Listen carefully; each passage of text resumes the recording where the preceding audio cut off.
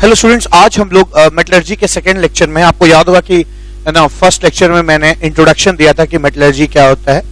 ठीक है, एक आइडिया आपको लगा था कि मिनरल किसे कहते हैं, ओर किसे कहते हैं, कितने तरह के ओर होते हैं, इस पर बातचीत की थी।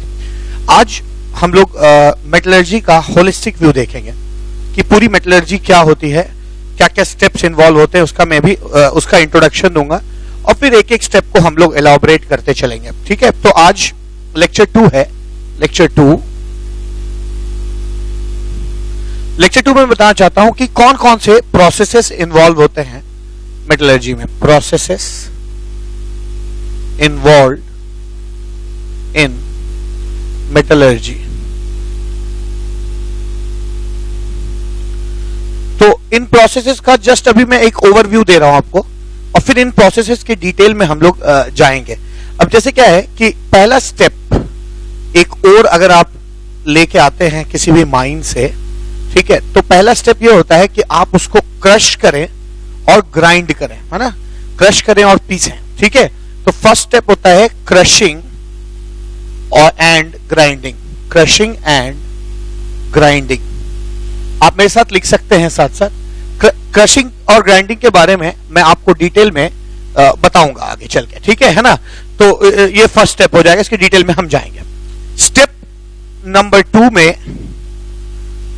हम ओर को कंसंट्रेट करते हैं। कुछ इंप्यूरिटीज जो है, जो भी फिजिकल इंप्यूरिटीज हैं, उनको हम लोग अलग करने की कोशिश करते हैं। देखिए, इंप्यूरिटीज कई चीजें हो सकती है, जैसे एक मेटल है, मेटल खुद किसी के साथ कंबाइंड स्टेट में, मान लीजिए मेटल सल्फाइड है, साथ में मिट्टी बालू है, तो ये जो फिजिकल इंप्यूरिटी है, देखिए मेटल सल्फाइड में सल्फर को हटाना आगे का प्रोसेस है, वो आगे के स्टेप में होगा, पर मेटल सल्फाइड के साथ जो इंप्यूरिटीज फिजिकल है, चाहे वो मिट्टी हो, धूल हो, तमाम चीजें हो, इन चीजों को हम लोग रिमूव कर सकते हैं और रिमूव करते हैं जब, उसको हम लोग कॉन्सेंट्रेशन ऑफ ओर कहते हैं। ठीक है, तो सेकेंड स्टेप होता है कॉन्सेंट्रेशन ऑफ ओर। ठीक है, कॉन्सेंट्रेशन ऑफ ओर को ना ड्रेसिंग ऑफ ओर या बेनिफिकेशन ऑफ ओर भी कहते हैं, है ना, ड्रेसिंग ऑफ ओर या beneficiation of ore. Beneficiation of ore. अब इसमें भी दो बातें हैं, बेनिफिकेशन ऑफ ओर, ये सेकेंड स्टेप है।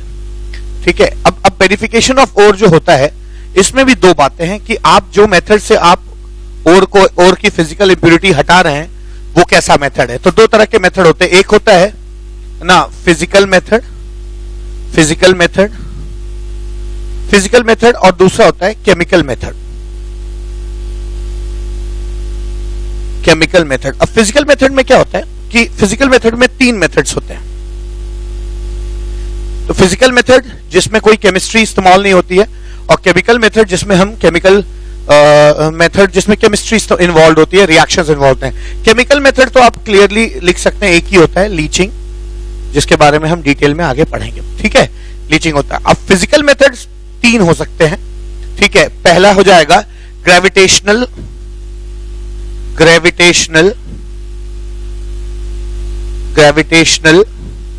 Separation,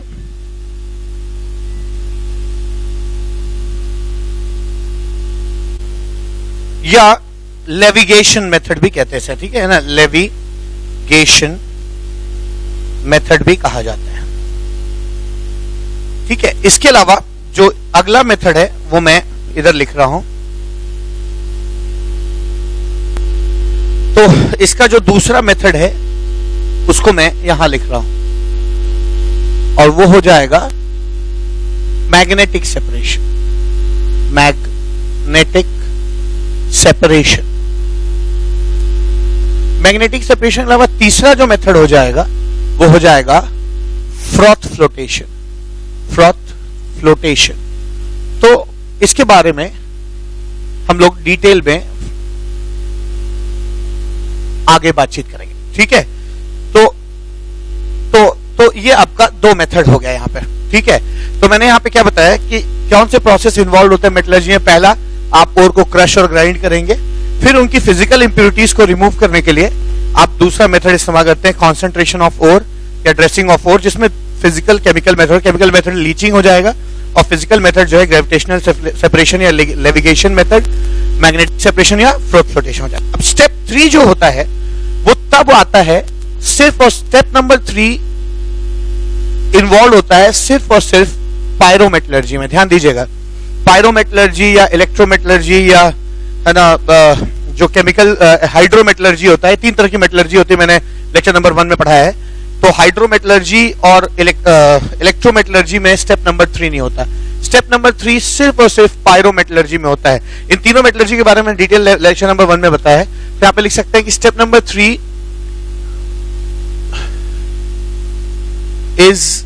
is generally found in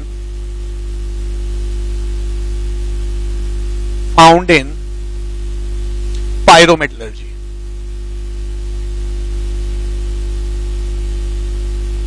अब इस स्टेप पे है ना, is generally found in pyrometallurgy. अब ये इसमें होता क्या है, ये स्टेप जो है वो बेसिकली रिडक्शन का होता है, ठीक है ना, या रिडक्शन का होता है, रिडक्शन स्टेप होता है इसमें, जिसे ओर को हम रिड्यूस करते हैं। इसमें 2 बातें होती है। अगर आपका ओर ऑक्सीडाइज्ड ओर है, ठीक है, अगर ऑक्सीडाइज्ड ओर है आपका, तो आप रिडक्शन ना करिए। ये एक स्टेप है जो सिर्फ और सिर्फ पायरोमेटलर्जी में यूज होगा। ध्यान दीजिएगा, this step is involved in pyrometallurgy, और ये 2 तरह का हो सकता है। आपको याद होगा, अगर आपका ओर ऑक्सीडाइज्ड ओर है या आपका ओर हैलाइड या सल्फाइड ओर है। ध्यान दीजिएगा, 3 ही तरह के ओर होते हैं।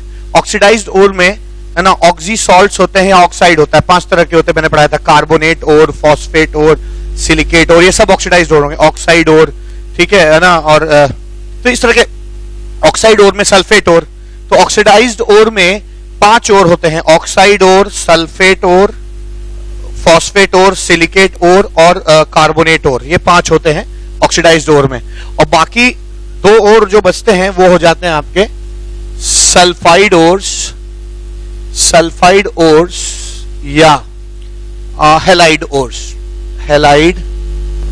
ओर्स होते हैं, ठीक है, हैलाइड ओर्स। अब ध्यान देने वाली बात क्या है यहाँ पे कि ऑक्सीडाइज्ड ओर जो होते हैं, ठीक है, इनके लिए ये जब पाए जाते हैं पायरोमेटलर्जी से, अगर आप कोई ऑक्सीडाइज्ड ओर को डील कर रहे हैं, तो इसमें सबसे पहला जो प्रोसेस होता है वो होता है कैल्सिनेशन, ठीक है। इसमें कैल्सिनेशन होता है जिसमें हम ओर को एब्सेंस ऑफ एयर में हीट करते हैं, ठीक है, एब्सेंस ऑफ एयर में हीट करते हैं। जैसे ये है ना बॉक्साइट ओर है, तो बॉक्साइट ओर में अगर आप हीट करेंगे तो ये जो वाटर है वो वेपराइज कर जाएगा और आपको Al2O3 मिल जाएगा, ठीक है।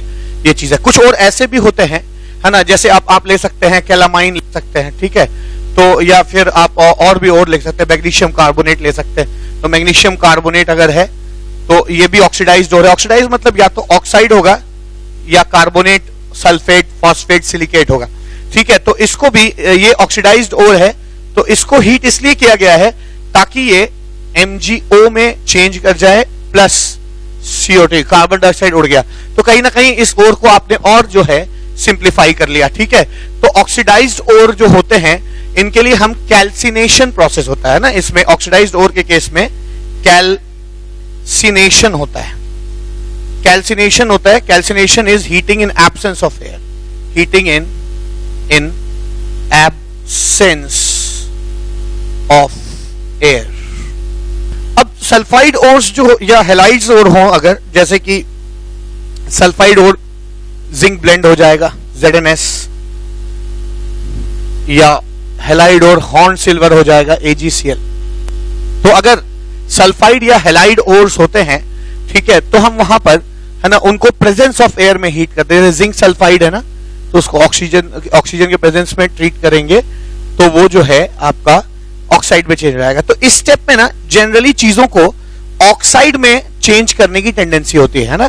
स्टेप नंबर 3 ध्यान दीजिएगा, सिर्फ पायरोमेटलर्जी में यूज होता है। पायरोमेटलर्जी उसे कहते हैं जिसमें हीट करके किसी चीज को रिड्यूस किया जाता है। ये रिडक्शन के पहले का स्टेप है, और पायरोमेटलर्जी में ही स्टेप 3 होगा। मतलब अगर आप इलेक्ट्रोमेटलर्जी कर रहे हैं या फिर हाइड्रोमेटलर्जी कर रहे हैं, तो उसमें पहला स्टेप होगा, दूसरा स्टेप होगा, तीसरा स्टेप आप बाईपास करके फोर्थ स्टेप होने लगेगा, फोर्थ स्टेप हो जाएगा।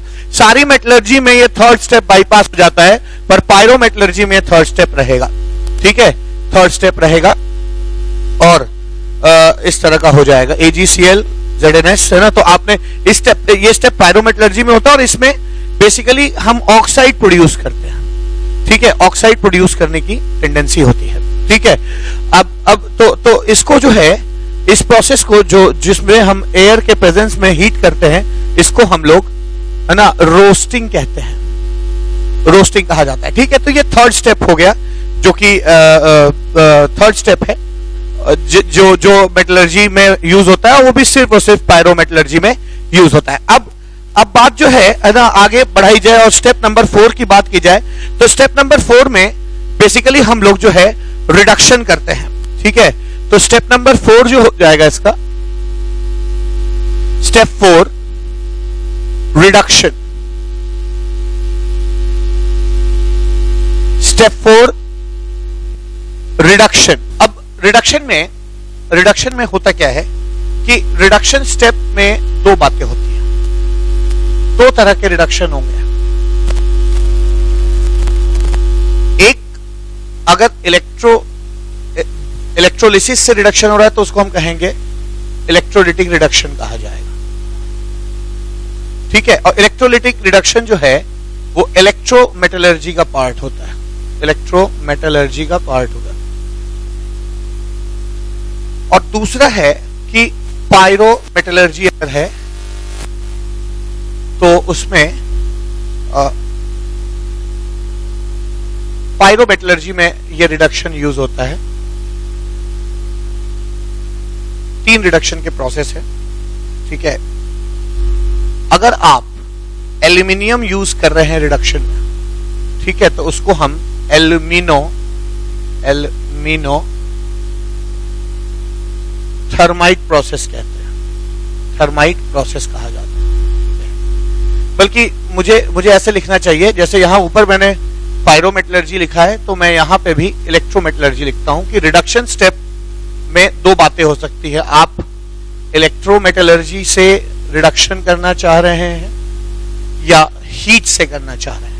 अगर आप इलेक्ट्रोमेटलर्जी यूज करके रिडक्शन करना चाह रहे हैं तो एक ही प्रोसेस है इलेक्ट्रोलिटिक रिडक्शन, जिसमें हम इलेक्ट्रोलिटिक सेल में इलेक्ट्रोलिटिक रिडक्शन, जिसमें हम इलेक्ट्रोलिटिक सेल में चीजें रिड्यूस करते हैं। ठीक है, तो ये आपका इलेक्ट्रोमेटलर्जी जो है इलेक्ट्रोलिटिक रिडक्शन में होता है।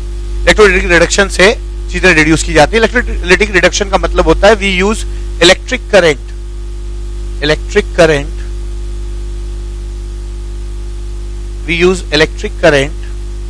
To reduce the things. ठीक है, पायरोमेटलर्जी की जहां तक बात है, तो पायरोमेटलर्जी मतलब होता है जहां पे हीट करके रिड्यूस करते हैं, बिजली नहीं इस्तेमाल करते। तो इसमें पहला प्रोसेस हो जाएगा एल्यूमिनो थर्माइट प्रोसेस, जहां एल्यूमिनियम यूज होता है। अगर आप कार्बन से रिडक्शन करते हैं तो उसमें स्मेल्टिंग कहते हैं, और कभी कभी खुद अपना ऑक्साइड ही ना चीजों को रिड्यूस करने लगता है, तो उसको हम लोग सेल्फ रिडक्शन कहते हैं, सेल्फ रिडक्शन कहा जाता है, या ऑटो रिडक्शन कहते हैं, ऑटो रिडक्शन जाता है। ठीक है, तो ध्यान दीजिएगा इस बात का कि अब मन में आ सकता है कि सर व्हाट अबाउट हाइड्रोमेटलर्जी। मैं आपको बताऊं, हाइड्रोमेटलर्जी में फर्स्ट स्टेप होगा, मेरी बात ध्यान से सुनिएगा। हाइड्रोमेटलर्जी में फर्स्ट स्टेप होता है, सेकंड स्टेप होता है, और सीधा फिर फिफ्थ स्टेप हो जाएगा हाइड्रोमेटलर्जी में। ठीक है, मैं यहाँ पे ना छोटे में लिख दे रहा हूं यहाँ पे, ताकि आप समझ सकें।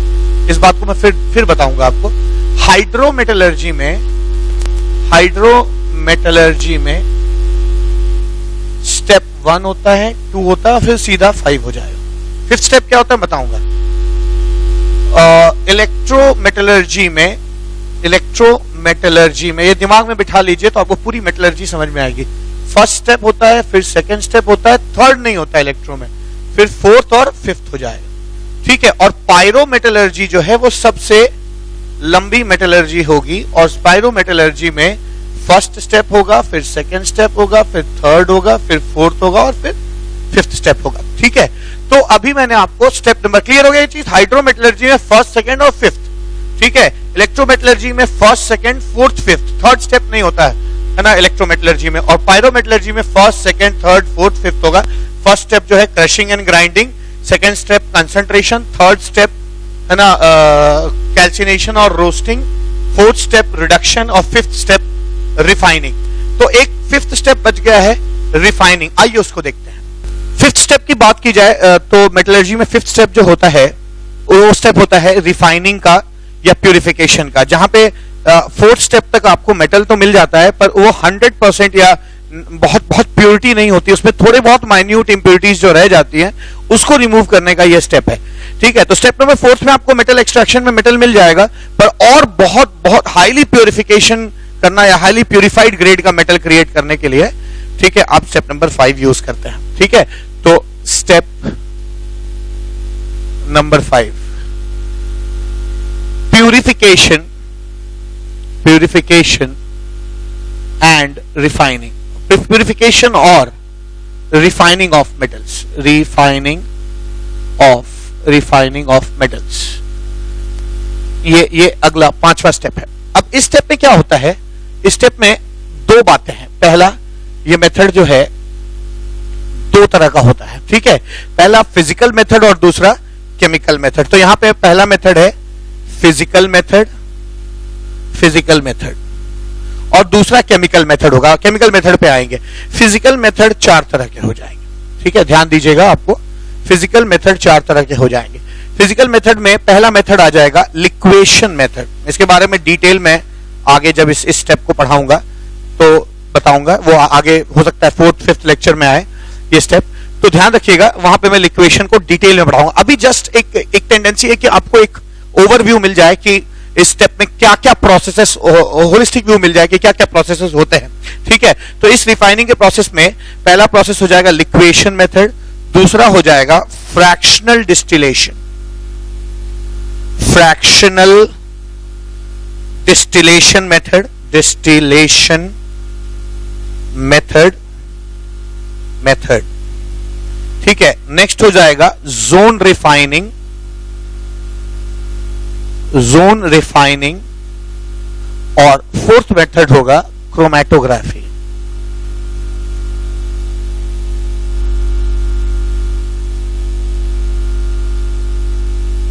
ठीक है, क्रोमैटोग्राफी हो जाएगा। ठीक है, ये 4 मेथड फिजिकल मेथड हो जाएगा। अब जहां तक बात केमिकल मेथड की है तो मुझे लगता है 8 तरह के केमिकल मेथड्स होते हैं। ठीक है, मैं यहां लिख रहा हूं केमिकल मेथड्स, केमिकल मेथड्स। अब इसमें पहला मेथड है oxidative method, oxidative method, dative method.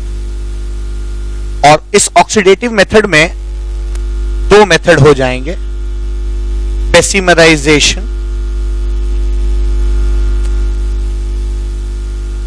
और क्यूपलेशन मेथड, और दूसरा जो है क्यूपलेशन मेथड है, क्यूपलेशन मेथड। ठीक है, नेक्स्ट मेथड है पार्टिंग प्रोसेस, पार्टिंग प्रोसेस। ठीक है, नेक्स्ट मेथड है पार्टिंग प्रोसेस। नेक्स्ट मेथड है इसके बाद polling process,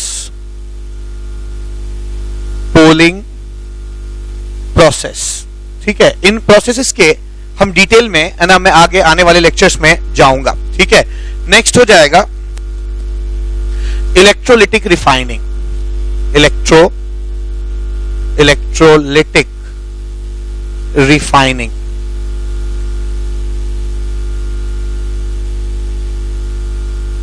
electrolytic refining. Next है क्रोल्स प्रोसेस, क्रोल्स प्रोसेस।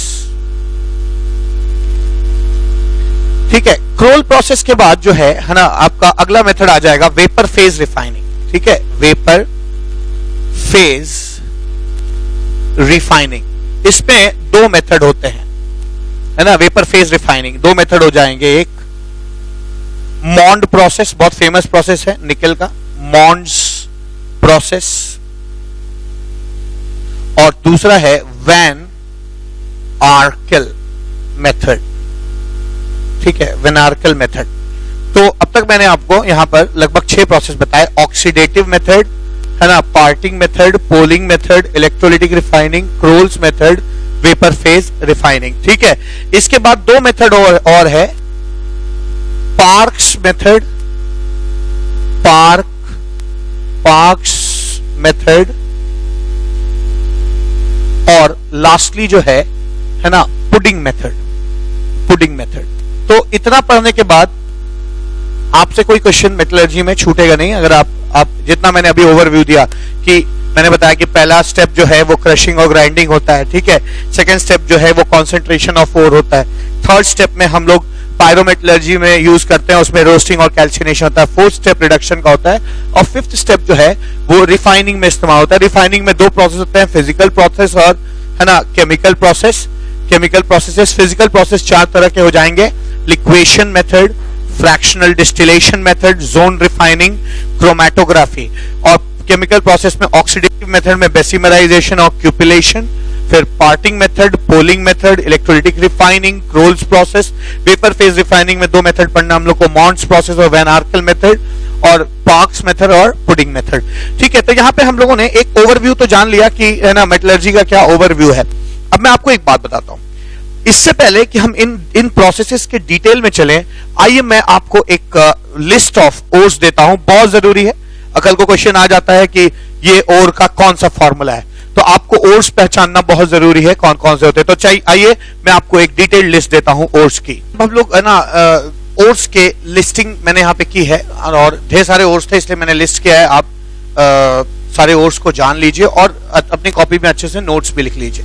यहाँ मैंने 7-8 मेटल्स के ओर्स लिखे हैं। पहला एल्यूमिनियम का पहला ओर है बॉक्साइट, जिसका फॉर्मूला होता है Al2O3.2H2O, ठीक है। फिर डायस्पोर, जिसका फॉर्मूला होता है Al2O3.H2O। फिर कोरंडम का फॉर्मूला होता है Al2O3, है ना। और फिर केओलिनाइट, जिसका फॉर्मूला होता है Al2OH2SI2O5। मैं एक चीज बता दूं कि यहाँ पे हो सकता है कि मैं है ना बहुत तेजी से बता रहा हूं और आप साथ साथ नहीं लिख पा रहे हैं, तो हमेशा कोशिश करिए वीडियो पॉज करके भी आप लिख सकते हैं। मैं जहां लिखा है उसको है ना वो ढक नहीं रहा हूं, आप लिख सकते हैं, ठीक है। तो यहाँ पे एल्यूमिनियम के ओर हो गए। सेकेंड ओर हो जाएगा आयरन का। आयरन का सबसे फेमस ओर है हेमेटाइट, जिसका फॉर्मूला है Fe2O3। फिर है मैग्नेटाइट, जिसका फॉर्मूला है Fe3O4। सिडराइट, जिसका फॉर्मूला है FeCO3। आयरन पाइराइट, जिसका फॉर्मूला है FeS2। और लिमोनाइट, जिसका फॉर्मूला है Fe2O3.3H2O, ठीक है। ये आयरन के ओर हो गए। तो यहाँ पे मैंने आपको आयरन के ओर्स और एल्यूमिनियम के ओर्स की लिस्टिंग कर दी है। आप इन ओर्स को जो है ना याद कर लीजिए, ठीक है। अब अगली बात क्या, अगली चीज है कॉपर के ओर्स, ठीक है। तो कॉपर के ओर्स कौन से हो जाएंगे, ध्यान दीजिए। कॉपर का सबसे फेमस ओर है कॉपर पाइराइट, CuFeS2, ठीक है। फिर malachite, CuCO3.CuOH2, cuprite, Cu2O, copper glance, Cu2S, azurite, 2CuCO3.CuOH2, ठीक है। तो एज्यूराइट हो जाएगा 2CuCO3.CuOH2, ठीक है। तो ये आपका है ना ये चीज हो गई, ये फेमस ओर है कॉपर के। फिर बात आती है जिंक के ओर्स की। तो जिंक के ओर्स में सबसे फेमस जिंक का ओर है जिंक ब्लेंड, ZnS। इसको सेफेलेराइट भी कहते हैं, ठीक है। दूसरा ओर है कैलामाइन, जिसका फॉर्मूला हो जाए बहुत फेमस है ZnCO3, ठीक है। और फिर जिंकाइट, जो है ZnO, जिंक ऑक्साइड, ठीक है।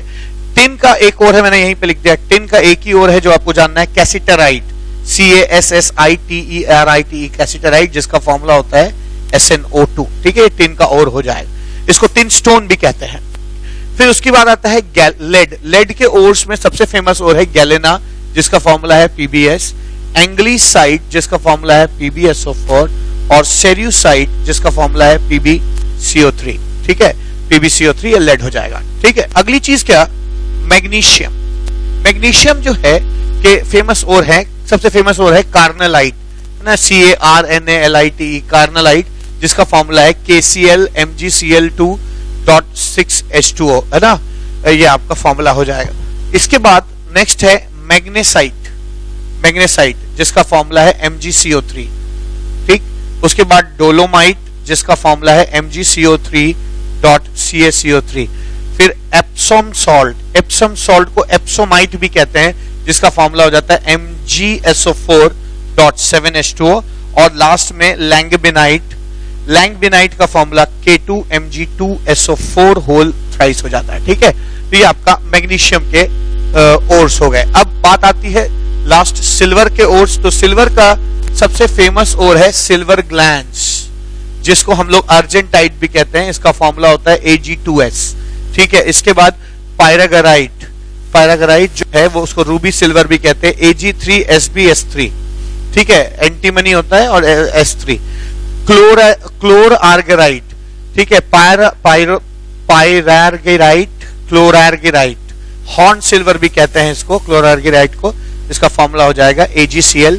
स्टेफिनाइट जिसका फॉर्मूला है Ag5SbS4, ठीक है, SbS4 ये हो जाएगा। और लास्ट में प्रोयूसाइट, प्रोयूस्टाइट जिसका फॉर्मूला Ag3AsS3 हो जाएगा, ठीक है। तो प्रोस्यूटाइट जो है इसका फॉर्मूला याद रखिएगा Ag3AsS3 हो जाएगा, ठीक है। तो यहाँ पे मैंने आपको जो मैक्सिमम ओर्स हैं उनकी लिस्टिंग कर ली है, आप इनको अपने कॉपी में अच्छे से लिख लीजिए।